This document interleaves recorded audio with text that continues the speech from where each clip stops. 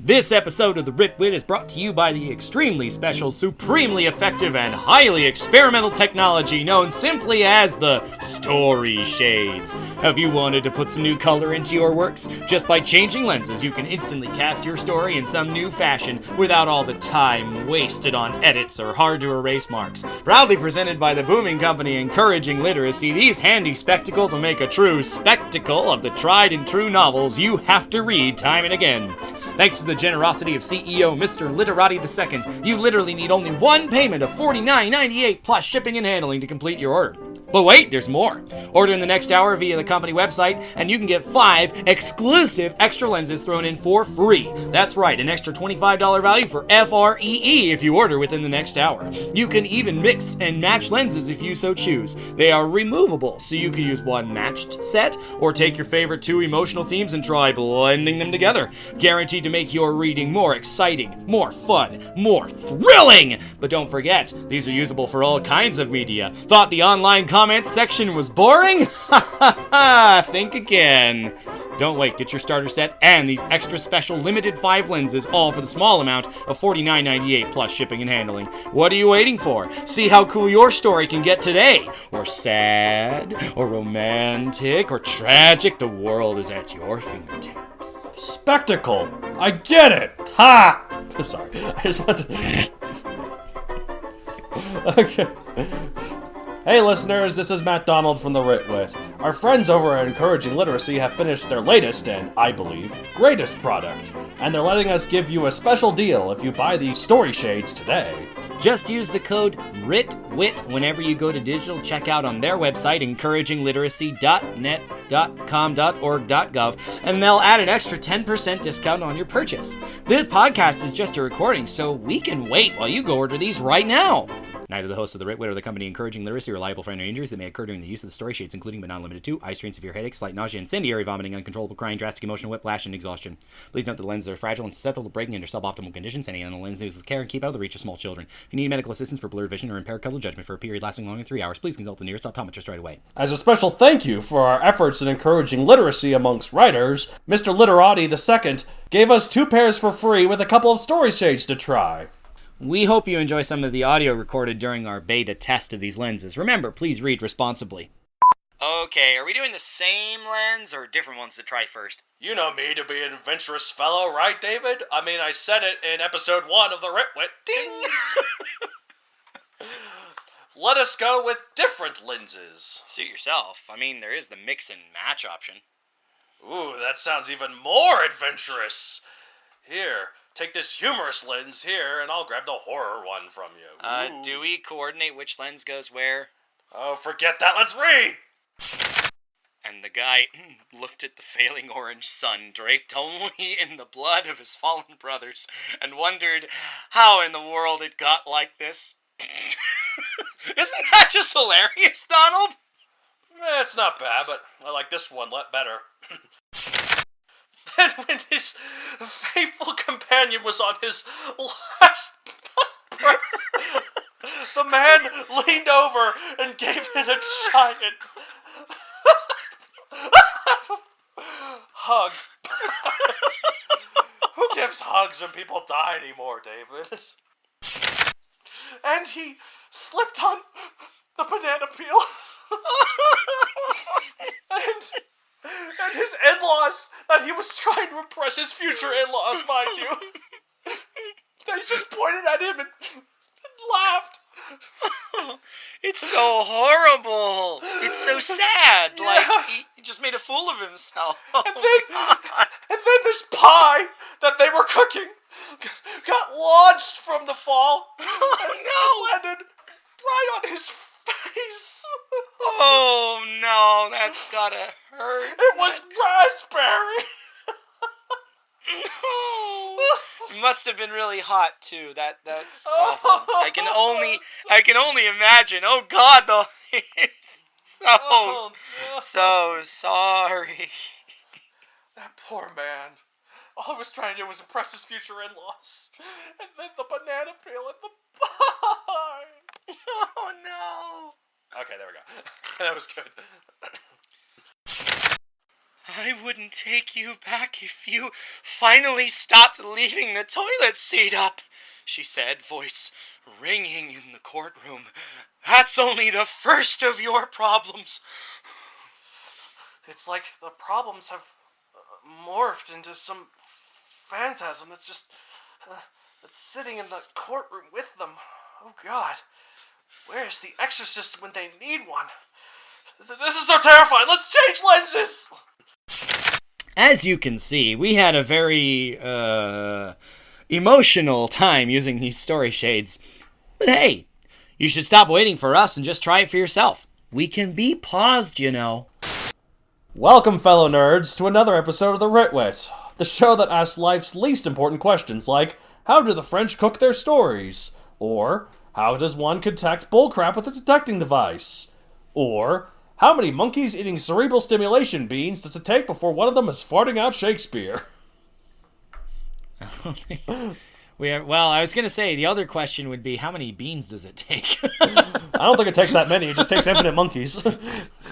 I don't know if there was a limit to how many, if you ate more beans, you had better ideas or more ideas. I think it's just more ideas. The quality of the ideas is debatable. Farting out Shakespeare is kind of... Well, it's based on the 12 Monkeys typewriter thing. You know that one, right? I don't. Oh, the monkeys... No. It's basically, if you have an infinite amount of monkeys with an infinite amount of typewriters just hammering away nonsense, eventually one of them's going to write Shakespeare. It's some sort of philosophy thing. I love it when I explain the joke. For some reason, I was thinking of like the monkey's paw, and I'm like, that's definitely different. That is very different. Anyway, listeners, welcome back. You might be surprised to see another episode this month yet. We have changed format recently. For more details on that, please listen to episode 30, defining the alignment system. But because we are splitting things up into more frequent installments, we split our regular segments. So now we finally get to talk about what we at the Ritwit have writ. Yes. Go for it. All right, I am working on something new! Well, new-ish. Wow. I've mentioned briefly in one episode a while back that I had an idea for a story called Tesla-nauts, which took place in the 1920s and had people fighting crazy battles using all sorts of crazy tech inspired by the crazy genius that was Nikola Tesla. Well, I'm attempting it again! Oh, I finally get the reference! What? Why you were, preemptive ripping off. Well, you will soon, yeah, but I'm attempting it again! This time, though, I've come prepared, with more knowledge about Tesla, more knowledge about the 1920s, mainly through reading Only Yesterday, which we'll talk about episode 30 of The Ritwit. I think it was the closest we've had two dings together for the same episode. I was about to say, for the same thing, yeah. Anyway, go ahead. So I've had big, new, sparking, highly electrified inspiration. The ideas I have, the ideas! I'm not going to say any of them, though. I'm going to mention them more as I keep writing, which while still leaving plenty of fresh new content for our listeners to discover once they read the completed product, whenever that may be. Like if you could go onto Amazon and order any of the 3 Megazoic books, so do it now. Soon to be 4. And eventually, far off in the future, you might get Tesla-nauts on Amazon. Oh dear, we need the spoiler siren for this. No. For the really, really, really far off. No, I was making the joke that we should do something in Megazoic that required the spoiler siren, so we had all 3 sounds in like. Okay, fine. Spoiler siren coming up. No, it's fine. No, it's fine. Okay. Oh, they had a good one. Joke ruined. Moving on. That's fine. Right. Spoiler alert. Cortan ends the story. Anyway, so officially, I've officially decided to make this my new biggest writing project. Officially! Maybe. I don't know. I'm prone to change things. Oh, I used to call him Mr. Waffle-maker. You did? Remember that? No! I'd remember that. It's what you'd think. Okay, maybe it wasn't like that long ago, but I do remember referring to you as Mr. Waffle-maker because like you're so good at waffling on things. I have never heard you call me this. But then we also say your goldfish memory. I remember that. You're responsible for that too. Which is ironic that I remember being a goldfish, yeah. I'm sorry. In jokes, listeners, if you need to learn more about our personalities, just listen to like literally any episode of the Ritwood. You probably be figuring out. Ding. Anyway, as for me, I have the usual hodgepodge of minimal progress, starburst, pulsar, plus a metric ton of stuff at work of late. Yes, you can tell because it's metric. It's real official. Yeah. I mean, it's one of those things, like, it's awful. Like, even in my private Japanese lessons, where it has nothing to do with work stuffs, I'm doing the exact same thing. Like, literally, she just started working on my instant translation skills the same time that all of this stuff hits the fan. I'm too exhausted to properly write creatively, Donald. Save me! Eat some cerebral stimulation beans. There you go. Here, eat some. Oh my gosh! I have a perfect idea for how to write chaotic neutral characters. Oh, and speaking of which... So yeah, we're talking about the neutral. We're talking about the alignment system here, folks. D&D. That was probably my favorite, like, halfway forced, half unforced segue I think we've ever done. It's pretty good, isn't it? I'm sorry, I can't get over this. I'm laughing too hard. That's normal as well. Yeah. Anyway, the listeners love your laugh. That was the alliteration. I'm glad they do, because I love the listeners laughing. Love your laugh.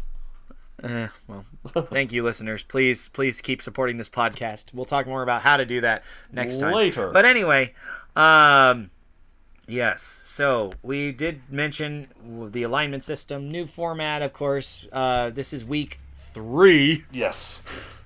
Of the alignment system. Last time we talked about writing 5 alignments, everything from, as we're looking at it, lawful good through all the good characters, and 2 of the neutral characters. The remaining 4 we'll talk about today. Yes.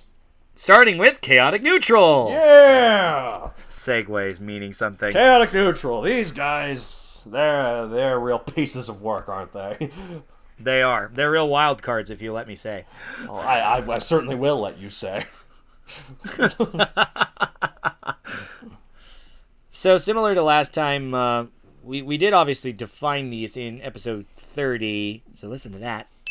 Oh my god, episode 30. Well, I mean, this is going to be a thing, because I guess it is the start of all this, so... Well, that's exactly the point. Like, with the new format, we might be doing this a lot. I'm dreading all the dings I'm gonna have to edit. So don't do them all. Just leave some of ours in, right? But my OCD says that I have to do all of them. All right. Fine. Be CDO about it. So, CDO? How dare you? CDO. Anyway. Compulsion disorder of obsessiveness? I didn't say you had to refigure out the acronym. I'm just saying it's alphabetical. It's alphabetical that way, which is a compulsion. I don't like it at all. I just had to explain the joke, so it lost its humor. Moving on. Chaotic neutrals. Chaotic neutrals are kind of fun to write because, like, they operate outside the law, but you can't tell which side of the moral scale they're on. Are they trying for good? Are they trying for evil? Honestly, it's whatever's in the moment. Exactly. It makes them prisoners to... And neutral characters in general for this, but it makes them prisoners to the moment. Which is a lot of fun to write. Like, they're the epitome of free spirit, basically. Yes. One thing that it's really nice about chaotic neutrals, they have true freedom from regulations, and they don't have a distinct link to the passion of do-gooders. I mean, they can do work in that vein if they want, but they aren't constricted by it. Remembering, of course, that as they said on Easy Damas, which is one of my sources for the research we've done, and of course Donald is using TV tropes. We forgot to mention that earlier. Yeah, of course. Well, I was going to brush it up here soon, but yeah. Yeah, so please, if you have more questions, you're certainly welcome, encouraged to go look at those. But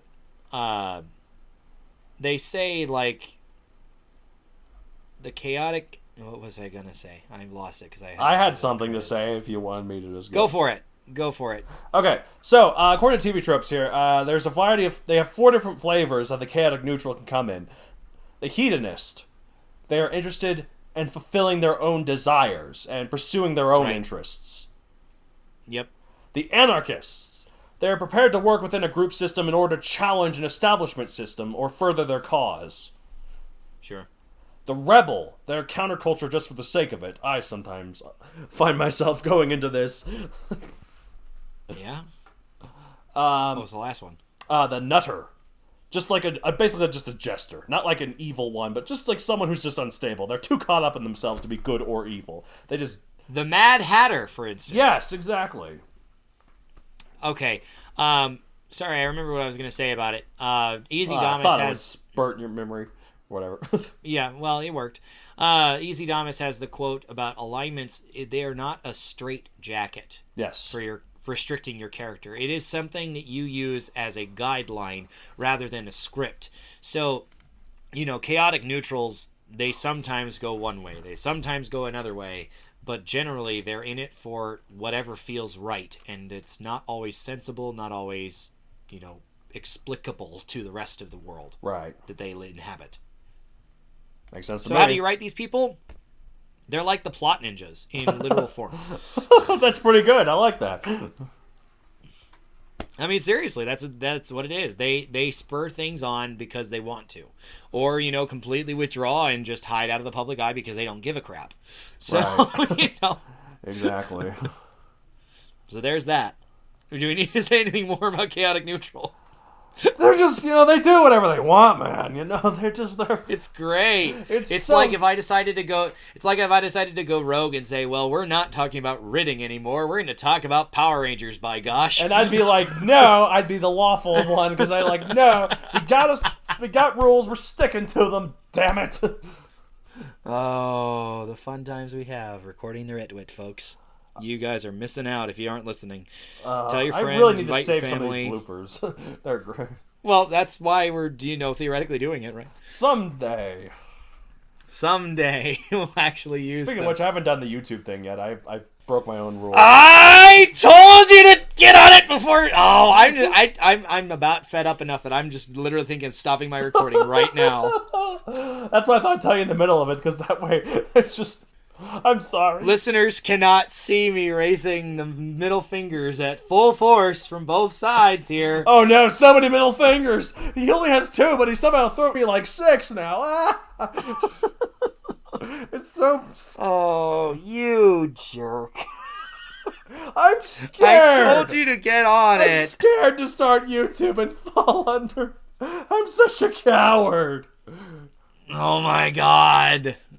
I will get the courage someday. Jesus. Do it! How the hell do we segue into the next one from this? From chaotic neutral. Well, because you're going to be evil and bring it back to lawful, right? Alright. You're like, you had the rules of setting up the YouTube thing. You didn't follow them, so I will destroy you. Destroyer's not the term for this one, but okay. You did not follow the rules. Now, be gone. Oh, our segues leave something to be desired sometimes. Yes, we're moving on from neutral. We're going to go to the last row of this grid, which is the evil characters. We're going to start with Lawful Evil. Yes. Because, like it or not, we're going to finish this podcast, even though I practically just rage quit. Listeners, you may or may not hear that. I'll leave some of it in. Not all of it, some of it. Anyway, so as we talked about when we referred to them in the first of the set, they are diabolical, known as diabolical. Tyrants or conquerors are usually in this category. They set their own rules. And they have the strong willpower to enforce it. I tend to write these kind of villains accidentally. A lot of my villains end up being this way. I prefer actually writing chaotic evil villains. Those are more fun for me. But for a lot of reasons, whenever I come up with a villain, it tends to be this. It's just the easier one. It's the more natural one for me to write. Well, I think it's a lot easier to write them because they have their own codified system to follow. Right.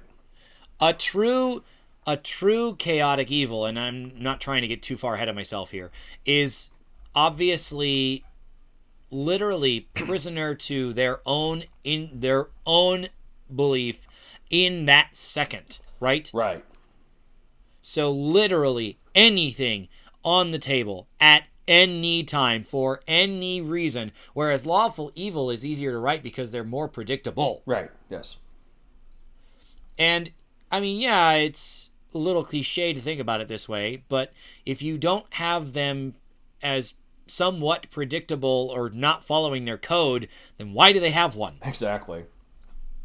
And, if they have one, then you might as well use it, which makes it easier to set up the skeletal framework of what they do. Right, exactly. Because it provides, as opposed to being like this miasma of plasma, it's actually a body, so to speak. Mm-hmm.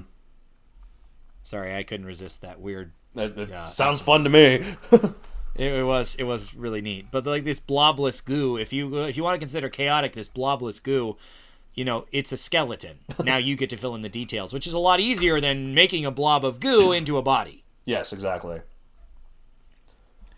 So yeah, like lawful evil characters, I tend to be the one that I think they're the most threatening. I guess chaotic evil are the more scary, while lawful evil are the most threatening, if that makes kind of sense. So I could see why you say that. I'm not entirely sure I agree with it, except to say that I know that the chaotics are certainly much more destructive. And they're more unpredictable, so that's what makes them scary. Because they're unpredictable, right. Well, like lawful evils, they will get into a place and force their rigid system on everyone else, and they are so willing to keep order that they will kill without much compunction. They will do all of these, evil things, of course. Right. Just because a lot of these people have pretty big egos to think that everybody has to follow their rules. And maybe not so egotistic as chaotic evil because, well, we'll talk about them later. I keep getting ahead of myself. Well, and I think, for what it's worth, and I'm not probably going to name too many examples other than some obvious ones just for the sake of not offending people, these tend to be the real-life villains. These tend to be the ones, because they're prone to getting followers. They're prone to getting, and they're the big ones. Not Hitler was this. One thing I find interesting from Easy Damas that they have ways to rename the alignments such that they sound more appealing to players who might want to try using these things, because who really wants to be an evil chaotic character, right, unless that's just their cup of tea. But one thing that they did was that they gave names, and then they talked about walking the path of whatever to describe these alignments, and it's really cool. For more information, please take a look at that site. They've got a ton of information, better than I could ever describe it, and it's got it was quite a fun day I had researching this. But anyway, they call this the path of ascendancy. Right. Think about it this way. Your motivation is power. Your motivation is security. So you're working to get that power, to create that security for yourself. So you come in and you start something. And power and security by themselves are not inherently bad things. Right. Ascending to whatever point is not an evil quality. Again, that's why they talked about renaming these classes. But, but this is what they do. Yes. They come in, they create their order, and to hell with the people who can't follow it. Right, exactly. And that's... So, the fun part about writing these characters is watching, explaining their rise. Maybe they started out as lawful good or lawful neutral, and they just started, their sense of justice, if you will, started warping such that they became a dictator. Yeah, they went a bit too far. They went down the slippery slope. The slippery slope.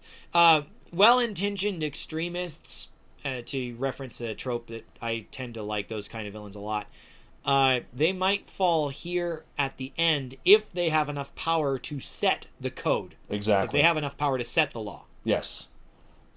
And depending on how well-intentioned their intentions are. True. Well, that's the thing. The road to hell is paved with them, right? Exactly. Good intentions? Yep, Sorry, I know. In case you didn't know I got it. But... Well, I was doing it more for the listener benefit, just in case. Anyhow, it's one of those things that they're actually quite a lot quite easy to write. I'd say Because so. they have their own sense of honor. You know, Scout's honor in that warped sense. And so it's, regulated enough for you. Right. However, if we start... Do you mind if I skip over neutral for right now so we can talk about chaotic? Fine by me. I mean, works better with the contrast, so... Well, because I kept talking about that frickin' thing before we got there. So we're going to skip over neutral evil for right now. We're going to talk about chaotic evil. Yes, the Jokers. When you say Joker, do you mean in a deck of cards? Yeah, that's exactly what I mean. I'm kidding. Anyway. I'm being serious. The Joker. The chaotic evil character. Actually, there is one. There are good things about this alignment, obviously. Yes. The one that they mentioned on the site I looked at was it combines self-interest with pure freedom. That's true. And all that entails, good and bad, mostly bad. And all that entails. But the chaotic evil, their motivation is hedonism. Yes, exactly. It's all for themselves. I mentioned that there are 10 motivations in the work of this psychologist Schwartz, and there's more referenced on Easy Damas. There are 10 motivations, but he combined 2 together, conformity and tradition, kind of hand in glove. So he combined them together for this model. But when you superimpose it over the ring, the alignments actually, the alignments kind of overlap different motivations. Right. So I'm reading motivations for a couple things. However, chaotic evil, by itself, has only one. Okay. And it's the only alignment like this. Really? That's interesting. Yes. Yeah. No, like, seriously, you should take a look at this. I will. It's really cool. The only motivation for somebody chaotic evil is hedonism. Makes sense to me. They do it just because... Literally, prisoner to the moment, doing what they want for themselves, and screw the other people. Exactly. There is no system to follow. There is no discernible logic pattern because there's no such thing as a pattern. Yeah, it's true. Unless you can anticipate their desires. Mm-hmm. There's no such thing as predicting what they're going to do, and even then, it's likely to be wrong because you can't really read into their mind without starting to think about. And their chaos. mind is probably a big spaghetti of nonsense.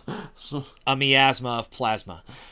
It's one of those things that I don't like writing chaotic evil characters for the reason that if I get too far into their head, which I tend to do with characters when I'm trying to write them seriously, it makes me worry about what I'm thinking.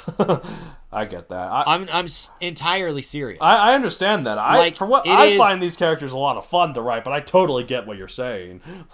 Well, and I mean, I'm not saying I don't like having them. The reason I don't like writing them is that, but I do like writing them because they are just that. They add the zeitgeist to whatever you're doing. Right. For me, these are the characters that if there's a villain that's funny, they tend to be these characters. Like, when you say funny, do you mean like absolutely strange in the head or just humorous? Humorous, like the ones that make jokes, the ones that I tend to write a lot of jokes in my writing, of course. Like I'm a very humorous storyteller, even if my works aren't necessarily just pure comedies. My characters, my villains that are evil, the lawful evil ones, they don't really make jokes. The ones that are chaotic evil, they make the jokes. They're the ones that make themselves laugh and also occasionally make the readers laugh. So, maybe so. I tend to think of the one that fits best here. Like, we classified types of villains way, way back once upon a time. What episode was that, Donald? Episode 9, I believe. Ding! Anyway, and, we talked about complete monsters. Yes. They're just They're just forces of destruction. Speaking of one random comment that brings to mind, forces of nature are true neutral, by the way. Don't try to at me on that. If you want to at him, I don't know your contact. You don't have a Twitter, do you? No, I don't. Find him on Facebook, maybe. I don't know. Good luck. Don't worry. Well, we'll talk about that later. But anyways, we won't. We don't talk about how to contact you other than the main website. The main email. Well, I mean, they can contact me through the same website. No, but anyway, no, but forces of destruction, and so they are, they are the ones who are going to ruin everything. Mm-hmm. They don't give a whit for your system or any system that exists. If it doesn't serve them, it's gone. Makes sense. And so complete monsters fit here. And so I don't view complete monsters as funny. I view them as horrifying. I'm not saying that all chaotic evil people are funny. I'm saying that if there is a villain that's funny, True. They tend to be this. True. And to be fair, as Easy Damas has said, quote, few people are completely consistent within alignments. Actually, that's a close quote. I was thinking of something I put in my notes, which is this. There's a broad range of personalities and individual philosophies within a single alignment. Even people that have the same alignment don't necessarily have to be identical. Right. So, but I get what you're saying, that these are horrifying. And those are the ones aren't funny. But I'm saying that, if there is a villain that is funny, the type they tend to be is this. So, at least from my experience. In The Dark Knight, the Joker is a terrifying villain, but he made a lot of people laugh a lot of the times. Fair. There's a time where, he's dressed up as a freaking nurse when he goes to visit Two-Face. And Two-Face is so angry at him because he killed Rachel, and he's like, and then Joker just looks at him and says, in this awkward smile, "Hi." And it's hilarious. I wish listeners could have seen the eyes that Donald was making as he did that. It was kind of hilarious. I didn't even realize I was making those eyes until it just got so into character. No, I mean, chaotic evil villains tend to be some of the greatest villains because they are so they are so personally driven. Yes. That everything else is secondary. Allies, enemies, it's all secondary to the one goal of the path that they follow is the path of luxury. Yeah. That's true. They want what they want, and nothing else will stand between them and that, unless somebody manages to rise up and beat them. Right. The only thing that beat a chaotic evil villain is another chaotic evil villain. Well, there is that possibility, too. No, that's true. Of course, the thing that's dangerous about chaotic evil is that they destroy beauty in life and the order on which those things rely. Mm-hmm. Exactly. So, use chaotic evil characters wisely, I think, is what I'm trying to say. Have fun with them is what Donald is trying to say. I mean, use them wisely, too. I agree with you. And when they're not played for laughs, they are horrifying. I agree with you. Yeah. So... Yeah. But are we going to move on to the last one, neutral evil? Which sounds like a bit of a whimper now at this point. But I guess it's kind of an all-encompassing sort of thing for evil. Because these are the ones... the neutral evil are the ones that are they're just evil for the sake of evil. But not in a chaotic way. They're the bad ones. They're just bad guys. Honestly, I kind of find these ones that they're not so destructive, but it's not easy to track their motivation because they don't play well with others, and so they just kind of stay off to themselves. They kind of isolate from the group. Yeah. Go ahead. I read something interesting that a lot of Disney villains tend to be this. Because they have goals, but they're not pure anarchists. They do what they want. They do have, sometimes they have an order, sometimes they don't. Scar, for instance, he wants to become king, and so he kills Mufasa to do it. And while he's king, he doesn't really uphold the law too much. But he does chaotic things to get to the position. But when he gets there, he's lawful evil. So that balances out.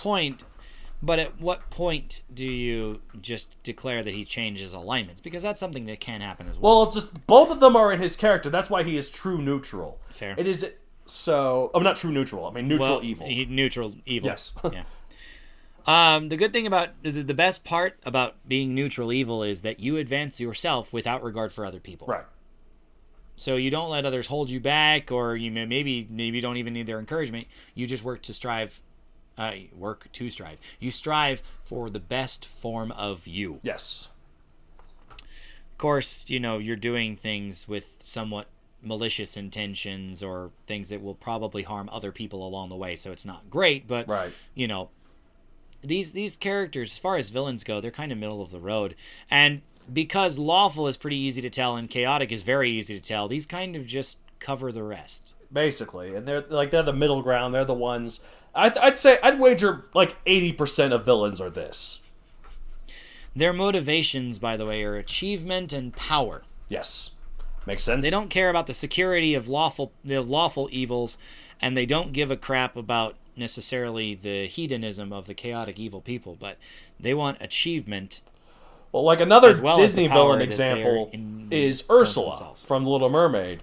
Her goal is to get King Triton's trident. So but she makes these deals with other mer people, and she claims them to be lawful, but then she twists them around and does stuff like that for all her own gain, and she does it all for her own purpose, which is power. Always read the fine print. Exactly. Which somehow doesn't float off into the sea because we're underwater, and the paper doesn't sog. But well, it must be made of some special material like that has seaweed higher paper. density, It's like how papyrus is made. Paper is like it's seaweed.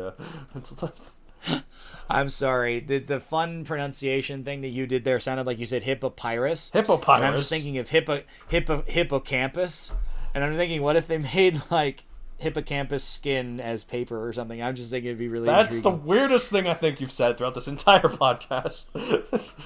Well, there's a lot to contend with, so maybe not, but probably close. You could add that. You just go pick your nose. And for more on that, no, I'm just kidding. No, we're good. And that will not be a regular segment if I have my way about it. I will have my way, and by God, it will be a regular segment. Yeah, neutral evils are on the path of supremacy, it says here. So, yeah. No, it's anything else to add about it? Don't worry if your villains don't particularly follow lawful or chaotic evil strictly. Again, it's not a straitjacket. It's not a straitjacket. It's like a slider. You go between one thing or another, and even further, that people aren't consistent within those alignments. There's motivation to make a decision, and any of them are possible. It's just that generally alignments, pardon the term, align with certain ones. Right. So keep that in mind with your writing for evils, neutrals, goods, lawful, chaotic, even if it's true neutral, forces of nature, animals included. Indeed. Well, so that's basically how to write all these things. Now, we've done a lot of this as we've gone on, but next week we're going to talk about examples, like all the examples we can name. Yeah, so if you're looking for a place to see characters and put them on this scale, definitely stay tuned for next week. Thanks for listening to our stuff about writing these guys, though. That's it for this week, I believe, unless you have something else to add. Nope, that's it. Again, examples will be good because that way you get to see kind of how this all plays out. Like, you get to... Because it's easier to see how this all works with characters you already know, so... Yep. So we're going to summarize our findings in the next episode and finish the set. So hopefully you'll join us again. But if you want to contact us in the meantime, how can you do that? You contact us at MattD with 2 T's at MatthewDonaldCreator.com for any general questions to either co-host. If you want to follow me personally, you can follow me at Matthew Donald Creator on Facebook, at Matthew Donald 64 on Twitter, and Matthew Donald 64 on Instagram. Why 64? Because... Wow, that's an interesting reason. I know, right? And we mentioned earlier, if you want to follow me, I don't have anything worth following, professional accounts or otherwise. Just email him through the email. Just go ahead and use the contact page. It doesn't even have to be a question. Just say hi. He's lonely now. Yeah, absolutely. If you want us to share things on the air, please let us know. We'd love to do that if you guys have questions or concerns. Yeah, absolutely. Suggestions for where the podcast could go. How do you like the format? Please let us know. Yeah, that's a big thing. Anyway, until then, we'll be back next week. This is us two twits at the Ritwit who talk about writing, and we're all twitted out. So we'll see you next time. Yep, I'm Matt Donald. I'm Matt David. Keep writing. Keep writing. The Ritwit.